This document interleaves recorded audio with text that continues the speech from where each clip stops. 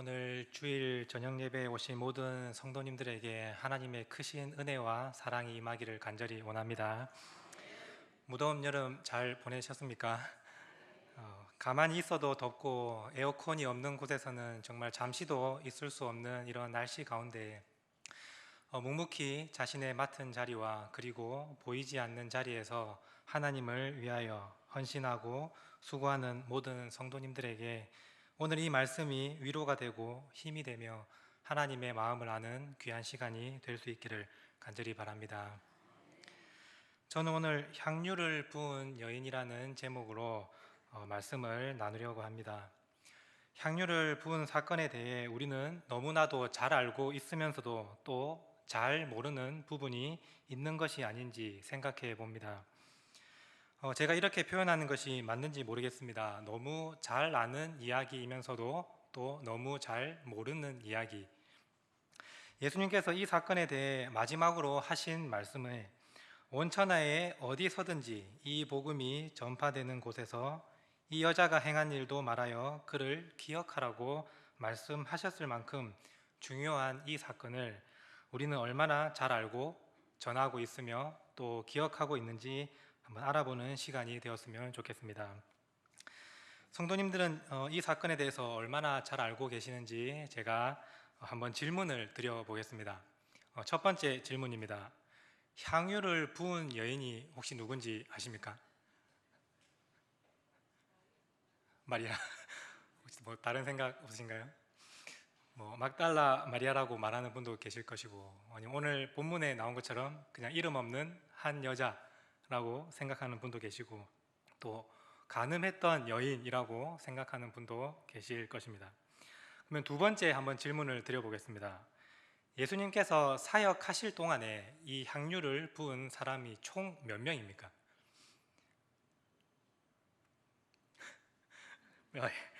우리가 잘 알면서도 또 너무 잘 모르는 그런 이야기가 아닌가 한번 다시 한번 생각을 해봅니다.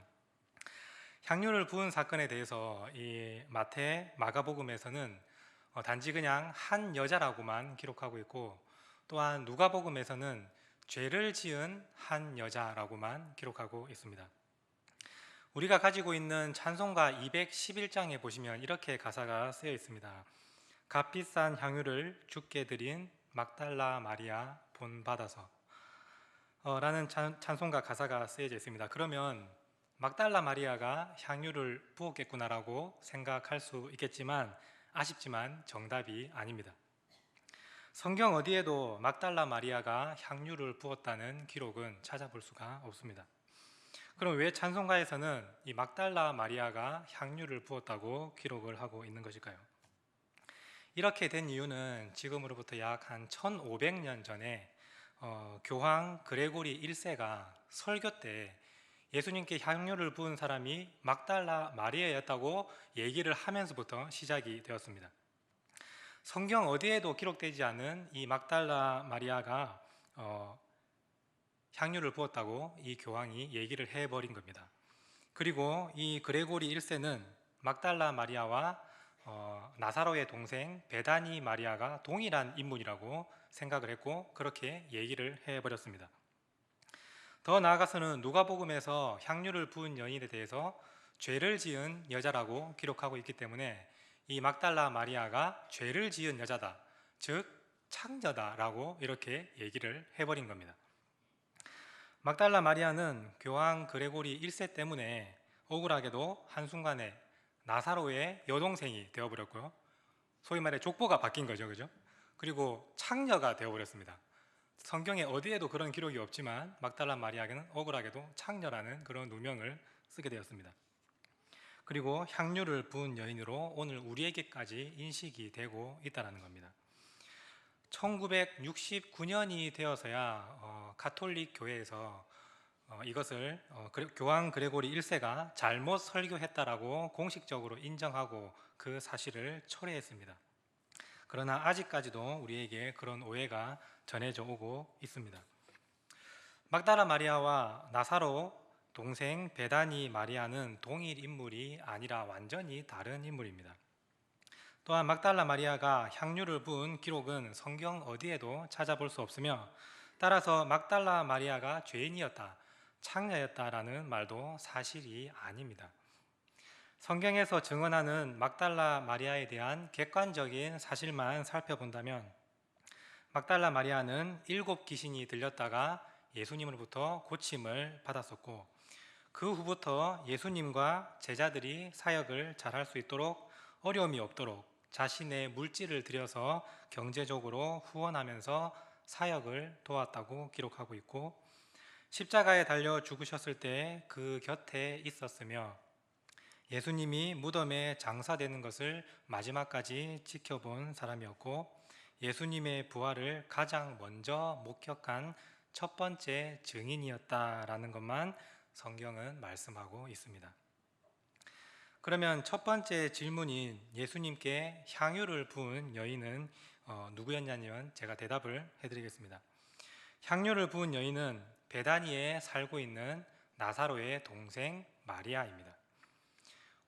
오늘 우리가 읽은 본문 마태복음과 마가복음에서는 한 여자라고 기록하고 있지만 요한복음에서는 그가 마리아였음을 정확하게 밝히고 있습니다. 요한복음 11장 1절에서 2절까지 말씀 우리 한 목소리로 같이 읽겠습니다. 어떤 병자가 있으니 이는 마리아와 그 자매 마르다의 마을 베다니에 사는 나사로라. 이 마리아는 향유를 주께 붓고 머리털로 주의 발을 닦던 자요 병든 나사로는 그의 오라비더라. 베다니 마리아가 향유를 주께 부은 주인공이었음을 알 수가 있습니다. 그렇다면 두 번째 질문이었던 예수님께 향유를 부은 사람은 총 몇 명이었냐라면 2명이 부었습니다. 마태복음과 마가복음, 요한복음에서 한 사건을 기록하고 있고 누가복음에서 향유를 부은 사건은 이번 사건과는 별개의 다른 사건이었습니다. 누가복음의 향유를 부은 여인에 대해서는 금요기도회 때 한번 자세히 나눠보도록 하겠습니다. 두 가지 질문에 대해서 간단하게 정리를 해드리자면 성경에서 예수님께 향유를 부은 사건은 총 2번이 있었는데 누가복음은 예수님 사역 초기에 일어났던 사건으로 향유를 부은 여인의 이름은 알 수가 없고 단지 죄를 지은 한 여인이라고만 기록하고 있다라는 것, 그리고 오늘 읽은 마태복음, 마가, 요한복음에서 향유를 부은 사건은 예수님 사역 말기, 즉 십자가를 지시기 전 며칠 전에 있었던 사건으로 예수님께 향유를 부은 사람은 나사로의 동생 베다니 마리아였다라고 정리할 수 있겠습니다. 베다니 마리아가 나병 환자 시몬의 집에 계실 때에 예수님께 향유를 가져와 부어 드렸습니다. 그 향유는 매우 귀한 향유였다고 성경은 말씀합니다. 당시 마리아가 가진 향유의 값은 300데나리온 정도라고 사도 요한은 말하고 있습니다. 300데나리온은 지금 금액으로 약 한 3천만 원 정도 되는 금액입니다.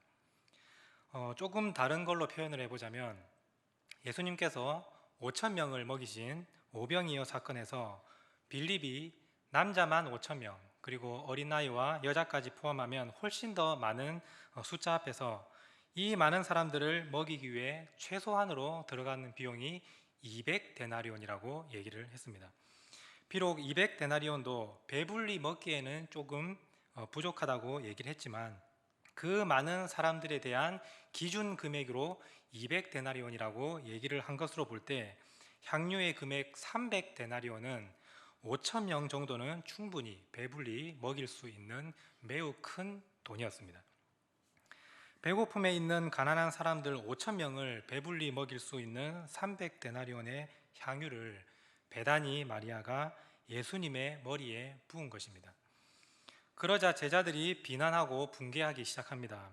300데나리온에 팔아서 가난한 자들에게 준다면 수천 명을 배불리 먹일 수 있는데 왜 이것을 헛되게 사용하느냐, 무슨 의도냐라고 비난을 한 것입니다. 맞는 말입니다. 결코 제자들의 말이 틀린 말은 아닙니다.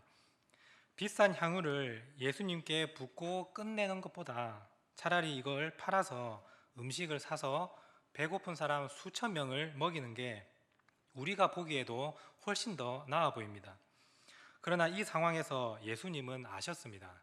제자들은 틀렸고 마리아가 맞았다라는 사실을 말입니다. 제자들이 틀린 것이 무엇입니까? 예수님은 자신에게 부은 이 향유를 허비하고 낭비했다는 제자들의 말에 기분이 나빠서 이렇게 말씀하신 것이 아닙니다. 예수님은 제자들의 속마음을 정확하게 꿰뚫어 보셨습니다. 제자들이 붕괴하는 것은 겉으로 보기에는 불쌍한 자들을 위하여 더 유익하게 사용할 수 있는 것을 헛되게 사용했다라는 안타까운 것처럼 보이지만 그 속안을 들여다보면 불순한 의도가 포함된 붕괴였습니다. 정말 가난한 자들이 안타까워서 붕괴한 것이 아니었다라는 겁니다. 마리아에게 처음 비난을 시작한 사람은 가룟 유다였습니다. 그는 가난한 자들을 생각해서가 아니라 동계를 맡은 자로서 훔쳐가려고 했기 때문이라고 성경은 말씀합니다. 거액의 돈을 가져갈 수 있었는데 그러지 못해서 붕괴했다라는 겁니다. 300데나리온에 팔아서 헌금으로 냈다면 많은 돈을 가져갈 수 있는 기회였는데 예수님께 붙는 것으로 끝나버렸기 때문에 화가 난 것입니다. 다른 제자들은 이런 가룟 유다의 속마음은 알지 못한 채 유다의 거짓 붕괴에 속아 넘어서 비난에 같이 동참했지만 사실 그들 또한 다른 마음을 품었을 것입니다. 제자들의 마음에는 질투심으로 인해 붕괴했을 가능성이 매우 큽니다. 예수님께 특별히 나사로와 마르다와 마리아를 사랑하셨음을 제자들도 알고 있었는데 귀하고 비싼 향유를 아낌없이 부었으니 예수님의 마음이 마리아와 그의 가족들에게 향하게 될 것은 너무 분명하기 때문입니다. 이제 곧 예수님이 혁명을 일으켜서 나라를 얻게 되면 누가 주의 오른편과 왼편에 앉을 것인가에 대해서 신경이 곤두선 제자들에게 마리아의 행동이 좋게 보일 리가 없는 것입니다. 그래서 말합니다. 무슨 의도냐라고 제자들이 붕괴하며 말을 하는 것입니다. 자신의 선생님에게 누군가 귀한 향유를 부었다면 오히려 고마워하고 자랑스러워해야 되는데 그것을 왜 헛되게 사용하느냐, 아깝게 허비하느냐, 무슨 의도냐라고 비난하고 깎아내리는 것은 그 마음에 다른 생각이 숨어 있기 때문입니다. 자신의 스승에게 향유를 사용하는 것이 헛되게 낭비하는 것입니까? 마리아의 행동을 비난하여 틀린 것으로 생각 없는 행동으로 만들어버린 것은 제자들의 속마음에 질투심과 시기심과 불순한 의도가 있었기 때문입니다. 그래서 가룟 유다가 먼저 시작하자 같이 동조해서 제자들이 비난을 한 것입니다. 그러나 마리아는 예수님에게 잘 보이려고 향유를 부은 것이 아니었습니다. 무언가 대가를 기대하고 한 행동도 아니었습니다. 마리아는 단지 자신의 속마음 속에 일어나는 감동으로 하나님의 영이 이끄시는 대로 행동한 것 뿐이었습니다.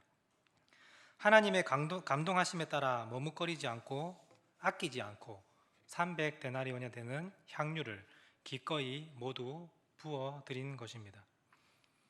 예수님은 아셨습니다. 마리아의 행동에는 불순한 의도가 하나도 없었으며 하나님이 주시는 감동에 이끌려 했다는 것을 말입니다. 그리고 제자들의 분개는 가난한 자들을 위해서가 아니고 정말 그 가난한 자들을 배고픔을 이기고 그들에게 먹을 것을 주려고 했던 이성적이고 거룩한 분개가 아니라 각자 다른 생각과 욕심과 질투심과 시기심으로 하는 분개였음을 예수님은 정확하게 알고 계신 것입니다. 그래서 본문 10절 말씀에 보시면 이렇게 기록되어 있습니다. 예수께서 아시고 그들에게 이르시되, 예수님께서 그들의 속마음을 모두 아셨습니다. 예수께서 아시고 하나님의 감동하심에 반응한 마리아의 행동, 예수님에 대한 사랑과 자신의 삶을 회복시켜 주심에 대한 감사의 표현, 대가를 바라지 않는 순수한 헌신, 이 모든 것을 예수님은 아셨습니다. 그래서 예수님은 비난하는 제자들을 책망하셨고 마리아의 자발적 헌신에는 상상하지 못할 큰 의미를 부여하시고 그것을 받아주셨습니다. 마리아는 자신이 예수님의 장례를 미리 준비하기 위해 향유를 부은 것인 줄 상상조차 하지 못했을 것입니다. 예수님께서 제자들에게 죽음과 부활에 대해서 3번이나 말씀을 하셨지만 아무도 그 사실을 알지 못했습니다. 예수님이 왜 죽으셔야 하는지, 그리고 어떻게 사람이 죽음에서 다시 부활할 수 있는지 당시에는 상상할 수 없었습니다. 혹시 만약에 마리아가 예수님의 곧 죽게 되심을 알았다고 하더라도 장례를 미리 준비하기 위해 향유 옥합을 깨뜨릴 이유가 없습니다. 원래 향유는 죽은 자에게 바르는 것이기 때문에 죽으신 다음에 발라도 늦지 않기 때문입니다. 예수님이 죽으실 것을 알았다면 오히려 장례를 위해서 이 향유를 더 잘 보관했을 것입니다. 마리아는 단지 지금 성령의 감동하심에 따라서 예수님께 내가 가진 가장 귀한 향유를 부어드리고 싶은 마음이 일어났을 때 주저하지 않고 옥합을 깨뜨려 아낌없이 모두 부어드린 것 외에는 다른 의미가 없었습니다. 이런 마리아에게 예수님께서는 마리아가 향유를 부은 행동에 대해서 내 죽음을 미리 준비하고 장례를 준비하기 위한 거룩한 행동이었다라고 말씀하셨습니다. 마리아가 상상할 수도 없고 기대할 수도 없는 매우 큰 의미를 붙여주시고 그것을 받아주신 것입니다. 오늘 성도님들 가운데 시간이 부족하고 체력도 부족하고 저금하기도 빠듯한 형편 가운데에서도 아낌없이 주를 위해 사용하며 교회학교 교사로, 청소와 식당 봉사로, 차량 운행과 주차 안내로, 경조부와 찬양대와 찬양팀과 방송실과 또한 보이지 않는 곳에서 애쓰고 수고하는 그 헌신을 우리 주님께서는 여러분들이 상상하지도 못할 가장 큰 의미를 부여해 주시고 그것을 받아주신다는 사실을 기억하시기를 바랍니다. 어떤 때는 내가 지금 무엇을 하고 있나, 아무도 알아주지도 않는 이 일을 왜 하고 있나 공허한 마음이 들 때도 있을 것입니다. 열심히 봉사했는데 사람들로부터 좋은 소리를 듣지 못할 때도 있습니다. 낙심하게 하고 실망하게 하는 소리를 들을 때도 있습니다. 선한 의도로 했지만 질투와 시기를 받을 때도 있을 것입니다.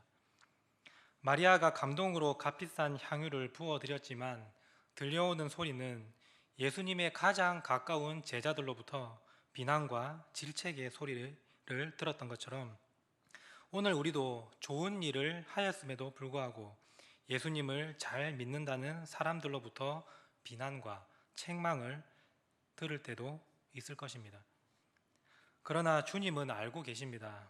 여러분들이 대가를 바라지 않고 하나님이 주시는 감동으로 그 일을 처음 시작했다라는 사실을 말입니다. 슬픔과 어려움에 있는 사람들을 돌아보며 위로하고 어린 영혼들의 구원을 위해 물질과 시간을 들여 섬기고 육의 건강을 위해 식당에서 봉사하며 예배를 돕는 모든 일에 헌신하는 모든 성도님에게 비록 그 일이 보잘것없고 작은 일일지라도 우리 주님은 더 큰 의미로 받으시겠다고 말씀을 하신 것입니다. 마태복음 25장 34절에서 40절의 말씀입니다. 제가 읽어드리겠습니다. 그때의 임금이 그 오른편에 있는 자들에게 이르시되 내 아버지께 복받을 자들이여 나와 창세로부터 너희를 위하여 예비된 나라를 상속받으라. 내가 줄일 때에 너희가 먹을 것을 주었고 목마를 때에 마시게 하였고 나그네 되었을 때에 영접하였고 헐벗었을 때에 옷을 입혔고 병들었을 때에 돌보았고 옥에 갇혔을 때에 와서 보았느니라. 이에 의인들이 대답하여 이르되 주여 우리가 어느 때에 주께서 줄이신 것을 보고 음식을 대접하였으며 목마르신 것을 보고 마시게 하였나이까? 어느 때에 나그네 되신 것을 보고 영접하였으며 헐벗으신 것을 보고 옷 입혔나이까? 어느 때에 병드신 것이나 옥에 갇히신 것을 보고 가서 배웠나이까 하리니 임금이 대답하여 이르시되 내가 진실로 너희에게 이르노니 너희가 여기 내 형제 중에 지극히 작은 자 하나에게 한 것이 곧 내게 한 것이라 하시고. 말씀을 정리하겠습니다. 마리아는 늘 예수님과 가까이 있었고 예수님의 말씀을 사모하는 사람이었습니다. 마르다는 일을 하느라 분주했지만 이 마리아는 주님 곁에서 말씀을 듣고자 했을 만큼 말씀을 귀하게 여겼습니다. 하나님은 이런 마리아에게 성령의 감동하심을 주셨고 마리아는 그 말씀에 즉각 반응하여서 아낌없이 값비싼 향유를 예수님께 부어드렸습니다.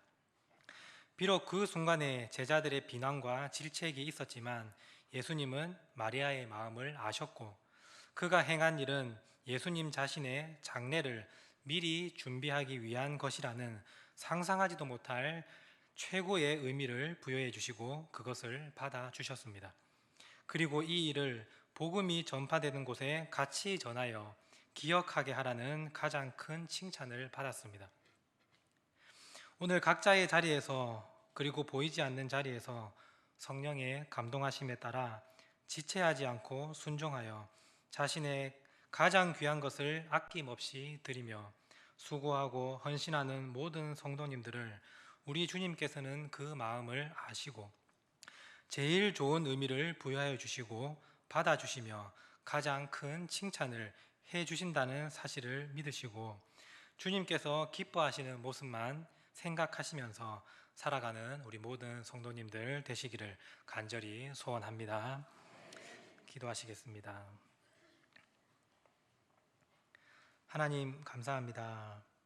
하나님께서 사랑하시는 성도님들을 저녁 시간에 불러주시고 하나님의 말씀을 듣게 하심에 감사를 드립니다. 어렵고 힘든 상황에서도 하나님이 주신 감동으로 주를 위하여 수고하고 헌신하는 모든 성도님들에게 하나님의 한없는 은혜와 복을 내려주시고 주님의 오른손으로 붙들어 주옵소서. 우리가 상상하지 못하고 생각하지도 못할 큰 의미로 받아주실 주님을 기억하며 날마다 기쁜 마음으로 살아가는 우리들이 될 수 있도록 주님 함께하여 주옵소서. 감사를 드리며 예수님의 이름으로 간절히 기도드립니다. 아멘.